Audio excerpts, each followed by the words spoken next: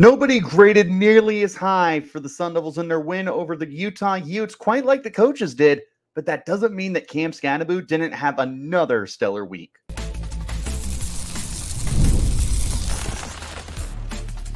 You are Locked On Sun Devils, your daily podcast on the Arizona State Sun Devils. Part of the Locked On Podcast Network, your team every day. Welcome back to the Locked On Sun Devils podcast, part of the Locked On Podcast Network, your team every day. My name is Richie Bradshaw. I will be your guide for everything Arizona State Sun Devils. A special shout out to my everydayers who are here every day.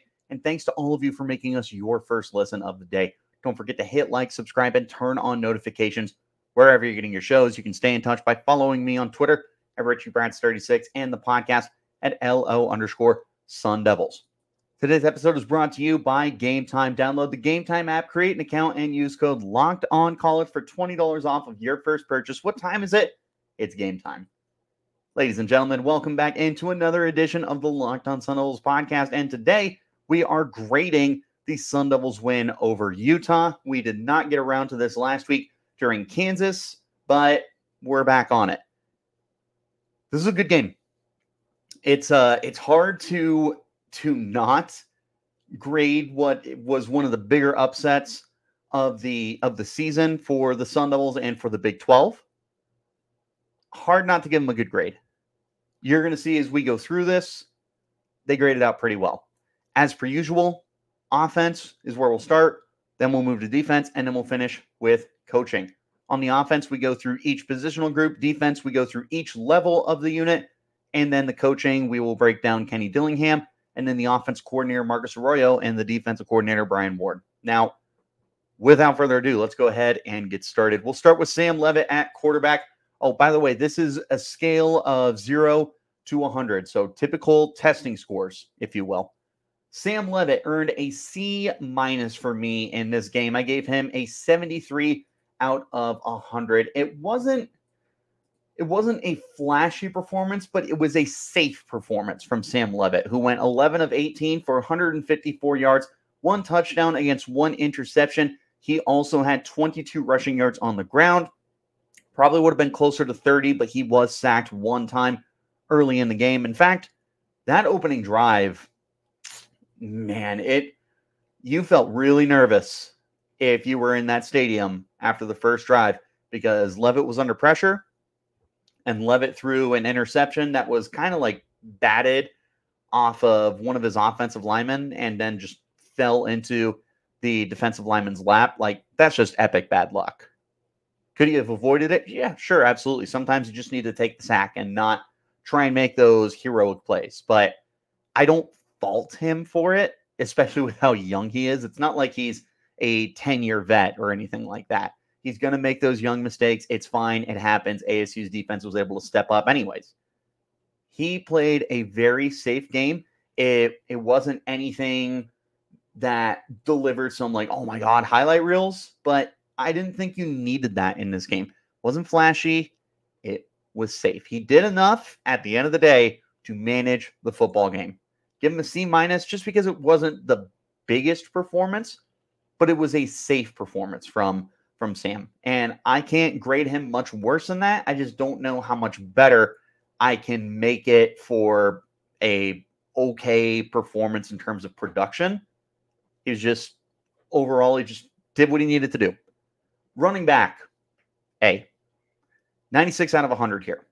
Cam Skattebo. It is once again the Cam Skattebo show and friends.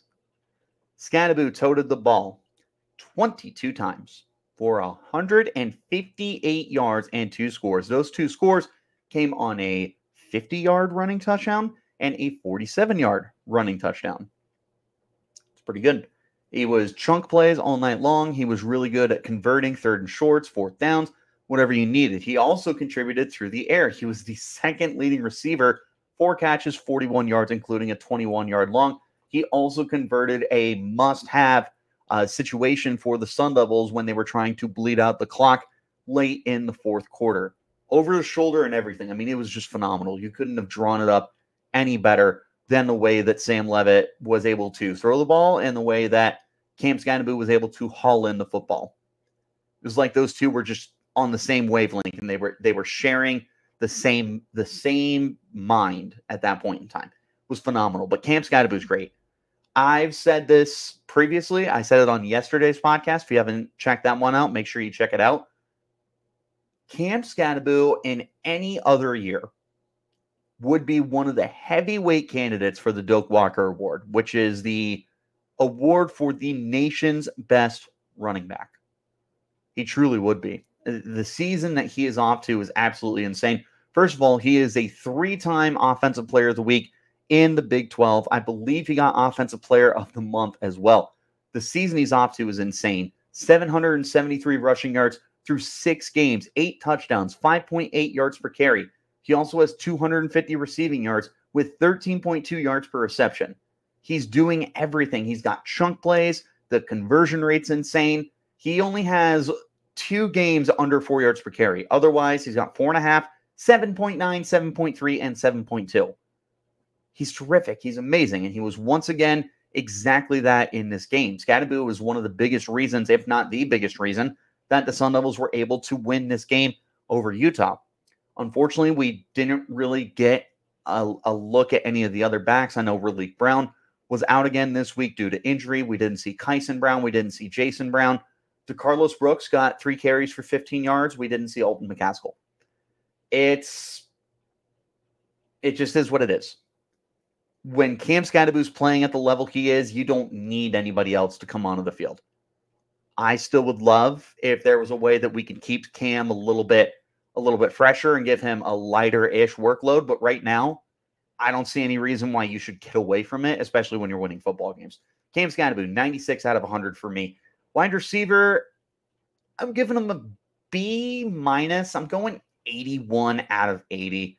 And similar to running back, this is really a one-man show, and is Jordan Tyson. 5 receptions, 84 yards, and a touchdown. Tyson now has a touchdown in each of his last 2 games. He has also eclipsed at least 76 yards in 3 of the last 4 games. He's over 16 yards per catch in 3 of the last 4 games. He's figuring it out. Him and Sam Leavitt. I have been waiting this year, and I know the fans have been waiting as well, for these two to officially create that connection, that chemistry that you look for from your number 1 receiver and your number 1 quarterback. It seems like it's there. And this is just another strong indication of that. I mean, Jordan Tyson is just playing at a very high level right now. You unfortunately aren't getting much from anyone else. In fact, only one other receiver caught a pass in this game, Xavier Guillory, who had a 27-yard reception. God, he was bouncing off people. It was near the far sideline, and then he just was able to cut it back inside and get some serious rack. He hasn't quite found a groove in his offense yet.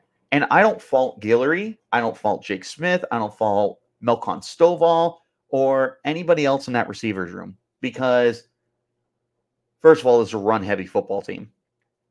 Cam Skattebo is going to potentially challenge ASU's single-season rushing yards record. You also have Sam Leavitt, who is a dual-threat quarterback for all intents and purposes. On the season, he has 279 rushing yards, and that's including the sack yards. He's easily going to get to 500. He could even flirt with 700 by the end of the year. This is a run-heavy team. You're not expecting a lot of guys to put up a lot of big numbers. You're hoping that someone else can really start to get in a groove. We've seen flashes from Xavier Guillory. And again, I don't think it's a Guillory problem per se. We'll get there. It's going to happen when it's supposed to happen. Wide receiver, a.k.a. Jordan Tyson, 81 out of 100. That Leavitt to Tyson connection is here. Tight end, I went a B- again. I went an 80 out of 100. The tight ends were not involved in this game. You only had 1 reception in the game from Shimon Mateer, who has been the most involved tight end this year. It turned into an 8-yard reception. That's it. But the tight ends were also really helpful for the running game, which dominated. They had 176 rushing yards on 37 carries. By the way, that includes 4 kneel downs that resulted in 29 negative yards. They ran for over 200 yards in this game. and the tight ends were able to block, and they were able to do their assignments well enough to be able to make sure that everybody else is finding that success. So sure, not much on the box score, and that's not ideal. I still can't just crush them in this just because they weren't producing in a game where they didn't need to produce. Again, this is not a high volume passing attack. Only 5 players caught a catch in this game, or caught a reception in this game. 2 receivers, 2 running backs, and Shimon Mateo at tight end. There just wasn't a lot of opportunity that was going around for players to catch the football. You also had an injury to Sam Leavitt very early in the game where he got knocked out. He did return for the second half. That also 100% affected the Sun Devils wanting to run the football compared to passing the football. You got to a more run-heavy spot at that point in time because Jeff Sims, your backup quarterback, is another running quarterback, and that's just the strength of his game, so you lean into that instead of trying to force a square peg into a round hole. Tight end, I can't be too harsh on him. 80 out of 100, B-. Offensive line, I got a hard A for them. 95 out of 100. I asked this question yesterday on the podcast. I'm going to continue asking myself this question, and I'm open to your guys' opinions as well. Have I been too harsh on this offensive line? I'm starting to wonder that because they killed it in this game. The offensive line dominated the line of scrimmage, and they were really able to help Cam Skattebo just absolutely explode in this game. They were able to help Jeff Sims find his way into the end zone on a stretch play that I thought had an option to it. I remember sitting in the press box, and as Sims is running to the east side of the north end zone, I'm sitting there and I'm like, pitch it. What are you doing? Pitch it. And then he just like walks into the end zone, and I'm like, oh, that's why he didn't pitch it, because you could walk in. The offensive line just dominated their assignments. They did a really good job. 205 yards on 33 carries. If you take away the 29 negative yards from those kneel downs, 6.2 yards per carry. Pretty darn good. Pretty darn good. They also, and this is the most important factor for me, kept Sam Leavitt upright. There was some pressure. There's been pressure all year. That's not going away. Sam Leavitt looks more comfortable than he did in week 1 and week 2 and week 3. And a huge reason for that is because he is developing a rapport with the offensive line, who is getting better each and every week. And ASU is starting to find an alignment that they really like. At the start of the year, this is an offensive line that was too deep, but you also didn't necessarily know, like, hey, who can we trust on a week-to-week basis?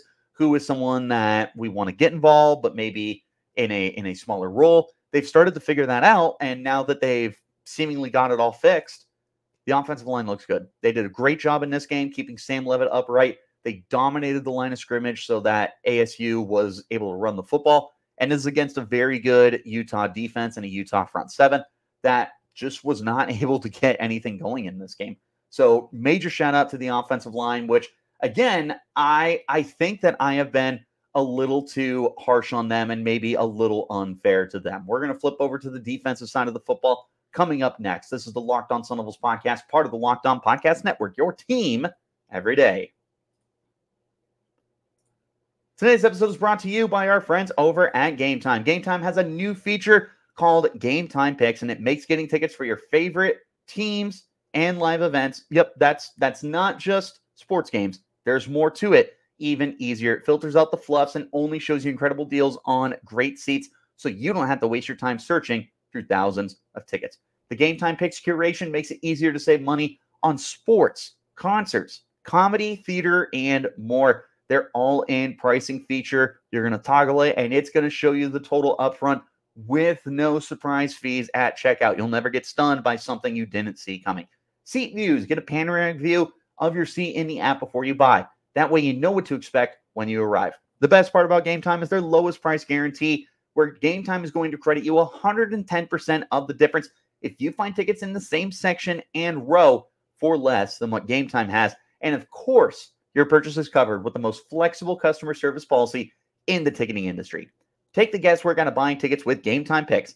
Download the Game Time app, create an account, and use code LOCKEDONCollege for $20 off your first purchase. Terms apply. Again, create an account, redeem code LOCKEDONCOLLEGE. That's Locked On College for $20 off. Download Game Time today. What time is it? It's game time.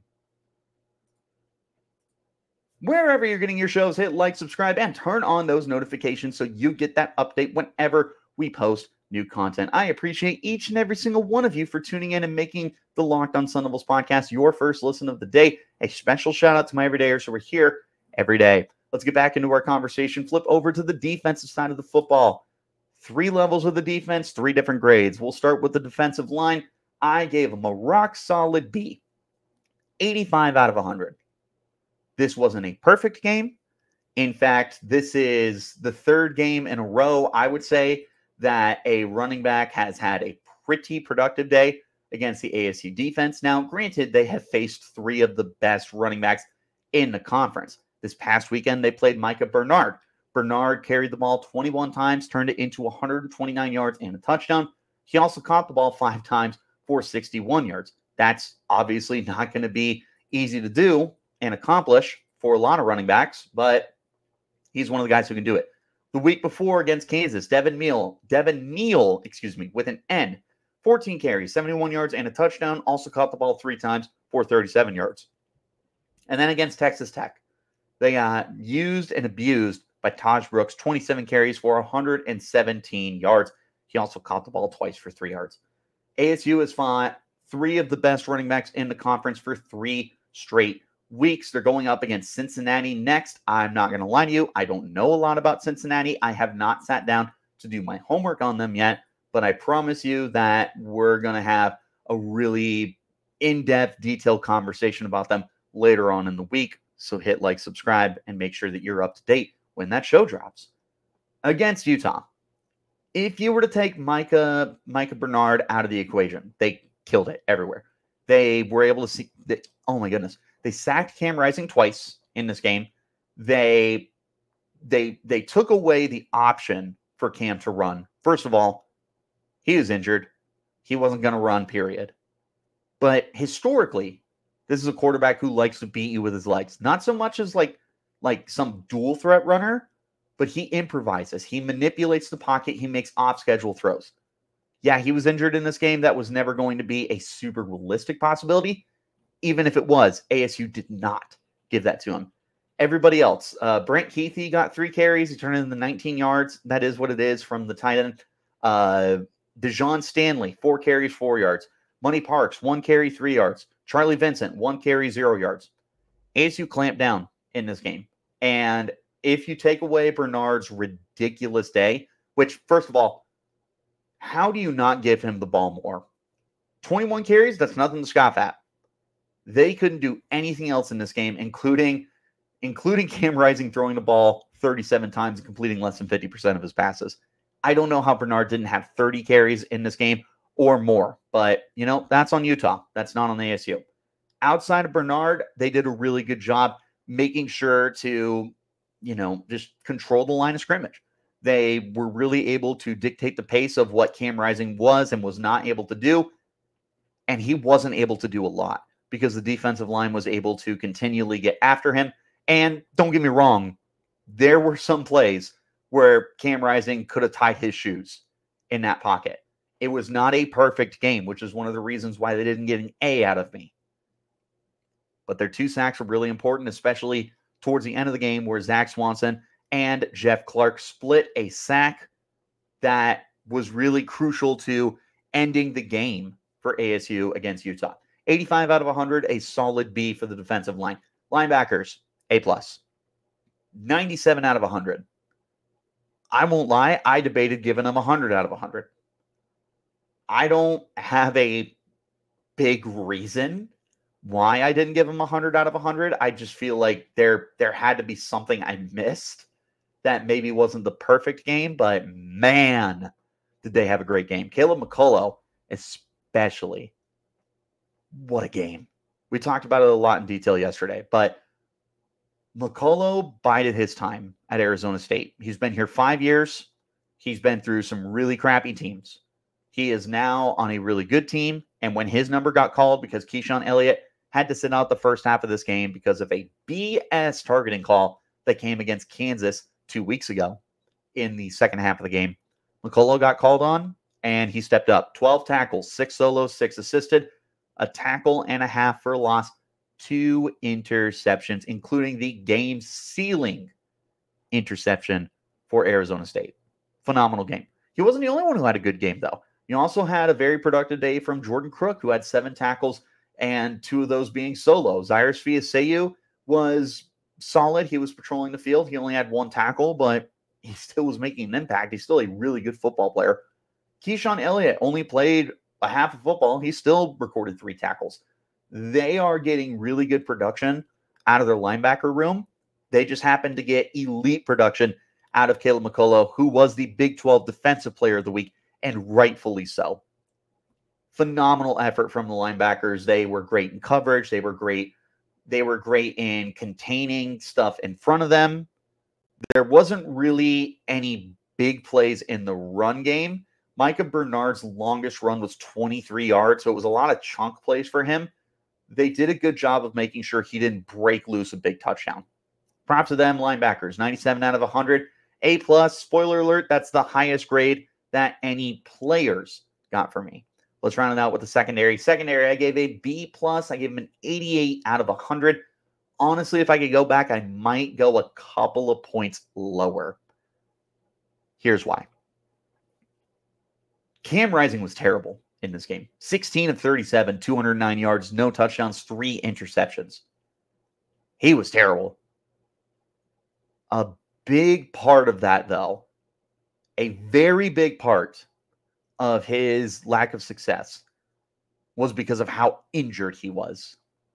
God, he did not look like he belonged on the football field. I don't know if he was 50% ready to play that game, let alone 100. It looked like he was throwing left-handed with a blindfold on and one arm tied behind his back with 30-mile-per-hour winds going, and he's playing on ice. There was a lot going on, and it led to Cam Rising just playing some of the worst football I've ever seen. I can call it as it is, and I seriously challenge people out there, Utah fans, whoever, is this the worst game Cam Rising has ever played as a collegiate quarterback? I can't think of any games that were worse than this.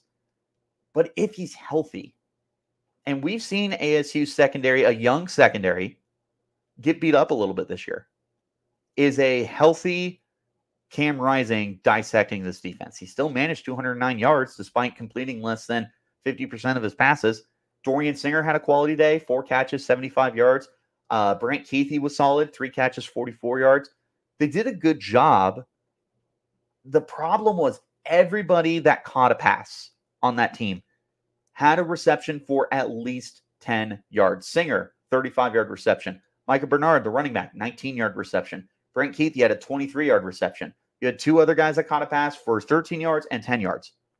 They were still able to get production out of the air, and with a quarterback that was playing on a bum ankle and with a hand and a half at best, I feel like the secondary could have been better. But they're still really good. Keith Abney gets his first interception of the year. Keith Abney is so good, man. I'm tired of pretending that he's not. I am tired of pretending that Keith Abney is not going to become a star in Tempe. He's going through growing pains every single week, but he is battle tested. And ASU has rightfully given him the nod as one of the top 2 corners on the team. I'm not sure if the depth chart would reflect him or Javen Robinson. I assume it's probably Javen, but Keith Abney's good, man. He's doing a really good job. And the safeties, of course, had a really good day. Savion Elford, 9 tackles, 2 solo tackles. Miles Rouser, 6 tackles, 1 solo, 1 personal foul that I thought was really stupid. He is trying to punch the ball out, and he's just an aggressive football player by nature. I have seen some personal fouls in my day. That was not a personal foul. Dude is playing the football, but I can understand how you got there, I suppose. Shamari Simmons, 4 tackles, 1 yard. Or 1 yard, 1 solo. Good day. Good day from the secondary. Not an elite day, but I'll still give them their flowers. B+ for me, 88 out of 100. Let's go ahead and round it up looking at the coaches, Kenny Dillingham, Brian Ward, and Marcus Arroyo coming up next. This is the Locked On Sun Devils podcast, part of the Locked On Podcast Network, your team every day. Sports fans, NFL fans, NBA fans, NHL fans, Major League Baseball fans, college football fans, you can start big this year on FanDuel, America's #1 sportsbook. Right now, you can get started with $200 in bonus bets guaranteed when you place your first $5 bet. That can be on money line, over-unders, prop bets, or anything else. When you get a hunch in the middle of a game, think about a football game, you can check out the latest stats, view live play-by-play, and so much more on the same page where you place your bets so you know what you're looking at and you feel confident and comfortable when you place that bet. Just go to FanDuel.com to get started. And again, place your first $5 bet. You'll get $200 in bonus bets guaranteed. That's FanDuel.com to get started. FanDuel, America's #1 sportsbook. One last time, wherever you're getting your shows, like, subscribe, turn on notifications so you get that update whenever we post new content. Shout out to my everydayers who are here every day. And thanks to all of you for making us your first listen of the day. Let's wrap it up. Kenny Dillingham, Marcus Arroyo, Brian Ward, and then the overall grade, the average of what we had from 11 breakdowns. Kenny Dillingham, A+. I gave him a 98 out of 100. This wasn't a flawless game, but it felt pretty dang good, man. ASU as a whole played a really good game. They were only penalized 6 times for 37 yards, and I thought that personal foul penalty was a little bit honky. They were able to dominate this game in the trenches. The box score is not really going to reflect that, unfortunately, but ASU really felt like they were ahead in this game for 50 minutes out of 60. Starting the game, it did start rough, and you were kind of wondering, is this going to be another loss? Is this going to be a really frustrating game? And it didn't turn into that because Kenny Dillingham had these guys dialed in. You would have thought that this was a game for contention for, I don't know, the Big 12 championship game or something. Like, these guys were playing some of the best football that we have seen under the Kenny Dillingham era. And I think this might be the best coached game of the Kenny Dillingham era. There's been some pretty good games. There's been some good games this year. The way that they had game planned for Utah, phenomenal.